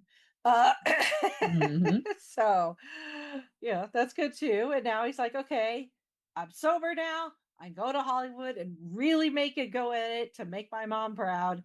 It gets captured by the FBI and the DODC. And it's here where we find out that he's working for the effing feds, essentially, and is really there to spy on Simon. That's the point where you're like, oh, Trevor, really? I was just You got beginning to played like again, you. bud. Yeah. You Yeah, I got was like, played you were again, doing so bud. well. I was beginning to like you, and then you go and pull this shit. Mhm. But the thing is, it's like, it's obvious, it becomes, as soon as he gets to know Simon, he very quickly, obviously, his heart is not in it. Right. He Is not as much in it. knows I think he realized that he was played, but he's stuck. He's so far in, Yes. try to get out, that he's got to do what they want. But like you were saying, he's half-heartedly doing it, and if he's an actor, Yeah. he better start acting, darling, to Yeah. like Well, it doesn't help that like some of the stuff that they ask him to do, he's not very good at it. right. Like when he wears the wire to Simon's mom's birthday party, and he's all like asking people like, "Hey, you got any good stories about Simon from when he was a kid?" And they're like, "No, not really." Yeah. Tell us you're like, not working undercover with working undercover. Yeah. yeah, it's like, he's like, it's not that good No. as a spy, first of all, second of all. But he also, I mean, the thing, I mean, really, the only reason he agreed to do this, do this in the first place is because he didn't want to go back to jail. And Which, do you blame him? self-preservation, understandable. Yeah. I get it. I think even they dangle that's that kind of guillotine carrot. over his Yeah. head a Carrot few guillotine. times. Yeah. Mm-hmm. And that's when he gets back in line. Like, yes, sir, I'll do exactly what you want, sir. But then when he actually faces it, he's like, it's like, when they spend all that time going around trying to do the self tape, Mm-hmm. and they end up at Joe Pastano's house, among other places. It's finally when they finally get back to Simon's place, and Simon goes to the bathroom, and he's got the thing, the whatever they're going to use to, like, copy his hard drive or whatever, and it's like you can just see he's hesitant to do it. Mm-hmm. It's like when he's in front of the feds, he's either being sarcastic and very Trevor-like, which is why I like the character to begin with. I like his sense of humor. But then they threaten jail, and he immediately is all like, "Yes, sir, absolutely, sir. I'll do whatever you say, sir." But then when he's actually in the situation to do the thing, he doesn't want to do it. Mm-hmm. He likes Simon as a person. He gets it, the struggling actor thing. He gets, he's got a good relationship with his mother, and that's one of Trevor's fondest memories is, his mom being his, his biggest supporters, biggest fan when he was a kid. That, and he's got experience with enhanced people, people with, not necessarily in the same way as what Simon has as far as powers. Obviously, with Shang-Chi, it's the rings that give Shang-Chi the ability to kind of do what he does. But before that, obviously, Killian, being enhanced like he was, but I don't know if Trevor necessarily understood what was going on with Killian. He's aware that people with like abilities exist, and I don't think he's necessarily afraid of them, is the thing. Mm-hmm. And so yeah, when everything comes to light and Simon finds out, it's a huge betrayal. Mm-hmm. I totally understand that. But what Trevor does is just so, I mean, the Trevor Slattery that we've seen up to this point, even when he's not being as self-centered, I could not, if you had told me that Trevor Slattery is going to become the Mandarin again, but for good, for a really Right. good reason to help somebody else out, I would have been like, "You're on. What are you on?" Mm-hmm. It's such a big piece of character growth, and such a a redemption, and Right. really for a character that doesn't necessarily need, unlike some other characters where it's like, oh, can they ever be redeemed? Right. Like, Trevor's not that bad, but I mean, what he did was, not cool at the very Right. least. Right. Selling out someone that it became his friend to the feds, especially when, you realize that Simon he's not a threat, and that's the thing. But it's not necessarily the fact that he's a threat, because we even hear, the feds say that he's either a threat or an asset. And it's like, oh, okay, well, where have we heard that before? Captain America, Right. Thunderbolt Yeah. Ross, Mm-hmm. um, Civil War. Civil War. Again, I think we can see where this is going. Yeah. Yeah. More drama. More drama. Yeah. It's only fitting that Simon would reciprocate. because I think he deep down he also realizes that, it's like, yeah, he was spying on you, but he never really did anything to like hand you over to them, which eventually I think they would have caught on, because after they do the analysis of the plate, the explosion, and they mention the ionic particles or whatever that are measured, which is a nice nod and a wink to the origin of his powers in the comic books with the ionic rays and everything. So it's like, with time, yeah, they probably would have got their target back on Simon, but at least to everyone else, they're like, oh well, the Mandarin is also a good get, a bad guy's a bad guy, and that's all well and good, because Cleary has got a chip on his shoulder. Oh yeah, because this is not the first time that he's had an enhanced person within his sights and has slipped through his fingers. Oh, I mean, I would say with Kamala, she's a teenager for one. She's a kid. It's like, dude, lay off. Yeah. How much damage can a 16-year-old? How much damage can a 16-year-old do? Well, depending, a lot. Yeah, but still, it's like, she's a kid, right? And in Peter Parker's case, he kind of forgot that Peter Parker was Spider-Man along with everybody else, so he doesn't know that slipped through his fingers, because he doesn't remember that he knew who Spider-Man was. So. Right. Yep. But this one is a big one, it's like, it's an adult, they're enhanced, and it's like, I'm gonna get him, and I'm either gonna lock him up, or we're gonna turn him into, we're gonna make him an asset, make him our weapon, or whatever. So I wonder who's in charge of the DODC now. Good question. Whoever he was on the phone with. Oh, please don't be Val. It better not be Val. Oh. No, Val's, I think, got her own stuff going on. So yeah, but you know what I'm getting at. I could just see her kind of doing double duty, and because I know he wasn't talking to President Ross, so because he didn't say Mr. President, he said Mr. Director. I just wonder who's in charge of, who's the head of the DODC now. Which director? And director of what? If the DOC, or is he also director of something else? Yeah. Interesting. If anybody's got any ideas, please let us know. Because Cleary is, I mean, there's the one guy that pops in when he's at work, and he's like, oh, like, how's the new the current project or whatever going, but I don't even know if that's necessarily the director. That might be his like immediate boss, right?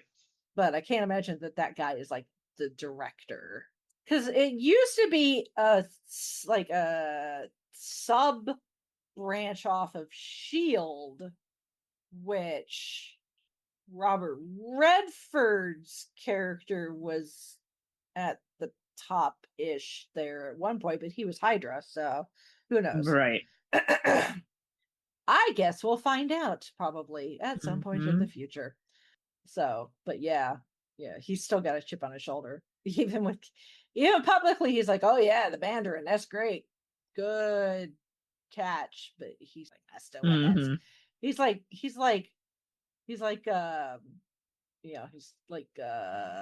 crap. Words, names, terrible. He's like, help me out here. But the guy, J.K. Simmons in the MCU, the Daily Bugle. Yeah, just a second. Brain broken. Yeah, he's kind of like that, where he's like, I need to get that Spider-Man. He's a menace.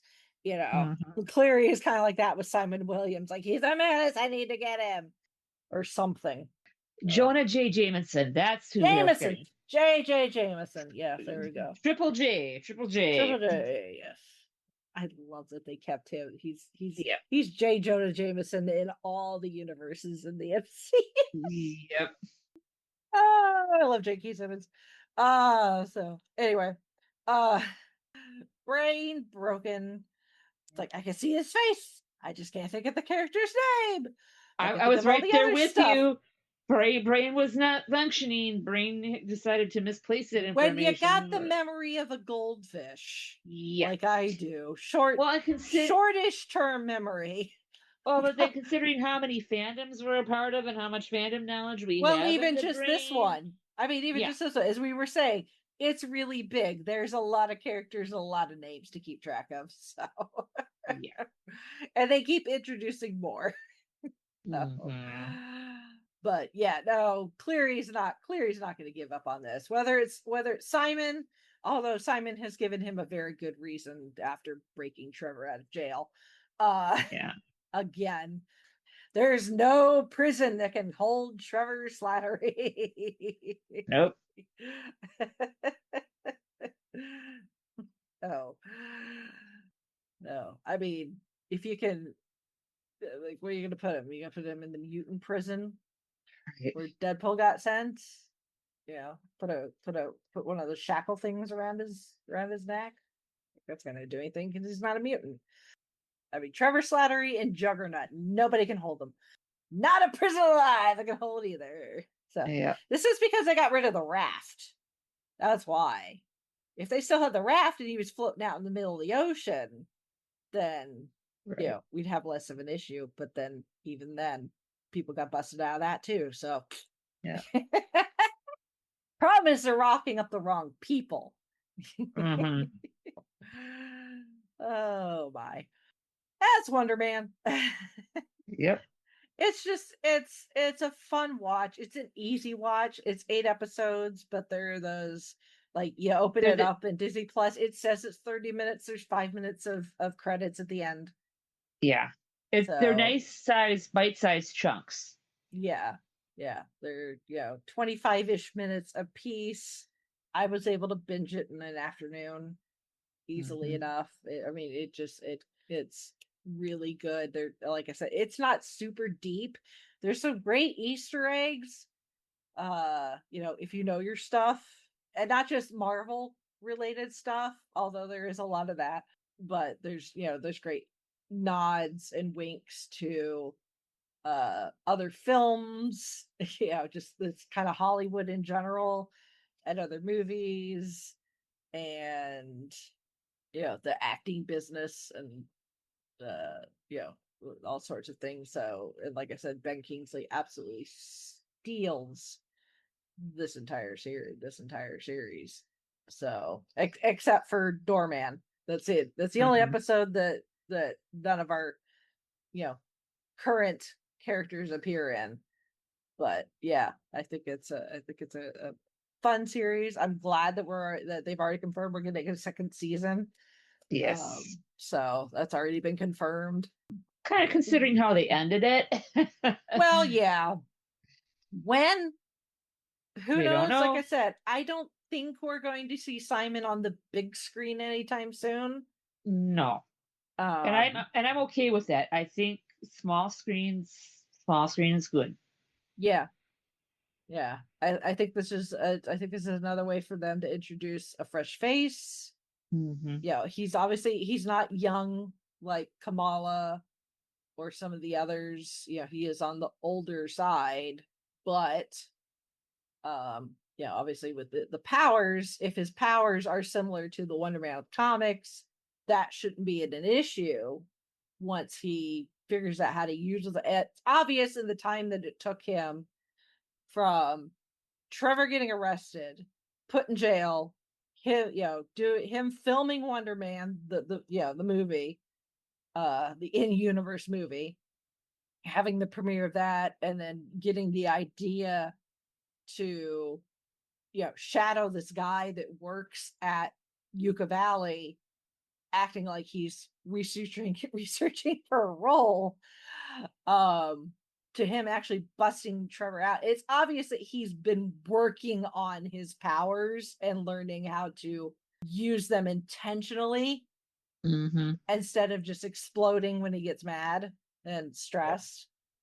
He's got way more control by the time we get to the end of this.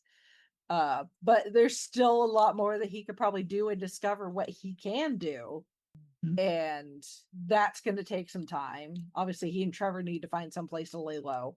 Once Doom comes a knocking, I don't know if the DODC is necessarily going to care so much about the Mandarin. Right. Possibly. There's going to be a lot more They've got other things that they're going to up. have bigger things on their plate to take care of. Like, oh, you're worried about enhanced people in this universe? Oh, wait till a bunch of enhanced people from other universes start showing up. And they got a lot more firepower behind them and with them. Yeah. And then the crazy guy in green with the metal mask. Who may or may not bear a very striking resemblance to Tony Stark. Yeah, that's not going to confuse people at all whatsoever. I guess it's a good thing that this universe is not the same universe as the Fantastic Four, because heaven forbid Cleary find out about the mole people. Yeah. He loses shit. So yeah, I don't think Simon obviously will get season 2, but I don't think we're going to see him on the big screen for a while, just because I don't think it would make sense. If we do like the West Coast Avengers, possibly, but maybe he might pop up for Secret Wars, possibly. I think maybe he's involved in that / Secret Invasion in the comics somewhere for a hot second, but by the time we get to Secret Wars, who knows? Yeah. Who knows what kind of state, in universe everything is going to be. It may just be sending it out an SOS for just anybody and everybody. Right. Yeah. Because we could be coming into ground zero at the start of that movie, and it was like, okay, let's backtrack before the danger began. Yeah. Then we'll take you back to the war in progress. Yeah, it's like, let's just get anybody and everybody together. Let's get Wonder Man. Let's get the Defenders. We can get Wonder Man to meet Power Man. Luke Cage. That would be fun. Be like, look, another brother. So, because he's got Trevor, hopefully that also means that Ben Kingsley will be coming back as well as Trevor Slattery, because God, he's so funny. I love him. Anyway, any more thoughts about Wonder Man? No. If you are on the fence about watching it, go watch it. I think you'll be pleasantly surprised. Yes. Yeah. I honestly, I think you will. I mean, I had heard nothing but good things about it, and obviously I was going to watch it anyway. Yeah. I kind of waited and let episodes pile up instead of watching. Yeah. I wanted to wait till they had all dropped. Yeah. So that I can binge it, and like I said, it's an easy binge. Right. I mean, not that there's nothing wrong about watching watching the episodes as they drop and then waiting a week, but sometimes it's nice to have that, like, okay, I can go all the way through instead of having to wait. Kind of like how I'm doing with Daredevil. That's kind of what I'm doing. Is it's like, I know it's dropped, but I want to. It's like it's gonna suck me in, and obviously it's gonna, I'm gonna be even more like glued to it because my girl Jessica Jones is back. Right. But then if you're going to reach a point where there's like, oh, you gotta wait for the next episode, I'm like, no, I need more Jessica. Right. So. And then you'll be waking up at stupid o'clock when the episode drops to watch it. Yeah. So it's like, no, I'm just gonna wait. Good. Bide my time. I mean, it's not gonna be as easy enough to binge as this, but right. A little darker in tone. This a little darker in tone, and then probably the run times are a little bit longer on Daredevil, but I mean, there's nothing wrong with that. Yep, absolutely. Available on Disney Plus. Check it out. Good stuff. And if any of our listeners want to send their feedback about Wonder Man or anything else we've talked about this episode, you can always send us an email, fivishfangirls@gmail.com. You can also go to our website, thefivishfangirls.com, where you can find links to all of our podcast-related social media accounts and our individual ones as well, which I highly recommend you do because, as I said, PopCon is next month. There will be lots of shenanigans I'm sure to post about. At the very least, keeping track of Brandon's crazy, nerdy t-shirt collection that I don't know where he gets some of these from, but I'm like, where did you find that? Send links, so, please. Yes. Where did you get that? Or next time when you order one in my size and we'll square up later. Yeah. Lots of fun. PopCon. Love it. It'll be a nice little break before going into that final stretch before summer vacation. So I got that going for me too. PopCon is my own personal little break. At least a break in the repetitiveness. So yeah, links to the social medias, also links to ways to financially support us if you are so inclined. I know at least one of our followers on Patreon listened to the audio I uploaded on Patreon last week. So so Patreon, merch on Redbubble, obviously the book club, links to that as well, all the fun things. And again, our Patreon supporters, if you listened to the most recently uploaded kind of behind the scenes audio, you will know that we have some scheduling things that are happening between now and Memorial Day, essentially. So I am taking on some extra work because once we hit summer vacation, I am off work without a paycheck.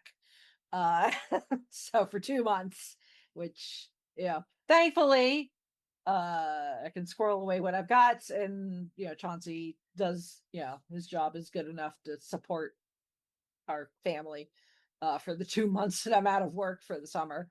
But because Corgi is also probably coming sooner rather than later, just trying to squirrel away a little extra moolah for the summer break. And, the treats are not going to pay for themselves. All the squeaky toys are not going to pay for themselves. No. Dog is going to come in and take over and not pay rent. So, right. And it's too bad it's too bad you can't claim them as dependents and that they can't, that too. Use that cuteness to earn their own paycheck to help supplement said treats and that. No. Doesn't happen that way. I wish it did. Unless, I start putting dog stuff on Patreon, maybe. I don't know. I've got ideas. If we're actually going to meet a potential dog this weekend, hopefully. Yay! And if this ends up being the dog for us, Holly, I can tell you after we're done recording, but I don't know. I don't want to jinx anything. Right, yeah. But this particular dog, because of their name, there's some potential there for some social media shenanigans. I'm just saying. So, not that I would not post my dog all over social media to start with, because I'm be like, look, I got a corgi. Look how cute my corgi is, and my corgi, the best corgi in the entire world. I'm going to be that person, but there's some potential for some nerdy shenanigans if this dog ends up being the dog. So we'll see. But weird tangent there. Like I said, I'm taking on some extra work. I love that tangent, though. Yes, I'm taking on some extra work at work, working some sporting events, doing collecting tickets and stuff like that, working the ticket booth. And some of those said sporting events, because we're almost to the end of the school year, so we only have a handful of sports left. Some of them are on Monday evenings. So, under the lights and not under the lights. Yes. So, and I already know for sure that I'm definitely working this coming Monday because the gal in athletics has already came to me and asked if I would work. We have three or four different athletic events happening at the same time Monday evening. And she's already asked if I would be willing to move to a different one versus the one I signed up for. So, because she wants someone with a bit more experience at a different ticket booth. So don't blame her. This is not my first rodeo. This is my first time doing a Monday evening. So, anyway, so that's where we're at. So we will not have a new episode next week for you guys. So, but I do have a crap load of backlogged video that I need to go through from said conventions last year that still need to go up. So a little extra squee might be headed your way. Might be a little extra visual squee coming your direction. So that's where we're at. All the fun things, all the shenanigans. So, all right. Well, we don't have anything else, then I guess we shall sign off for this week. This is Holly from Wisconsin saying good evening. And this is Rachel in Indianapolis, Indiana. You know, some of us actually believe in supporting each other. Take it from someone who's eaten shit on stage more times than he can count. Not literally, mind.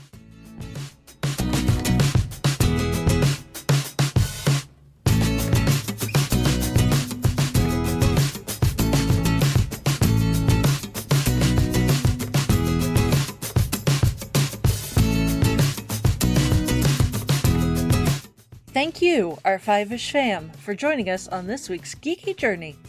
If you enjoyed the show, don't forget to subscribe, rate, and review. Stay connected with us on our website, thefivishfangirls.com, and follow us on most social media with @FivishFangirls. Plus, check out our nonprofit, Fangirls Give Back, to see how we're making a positive impact in our community.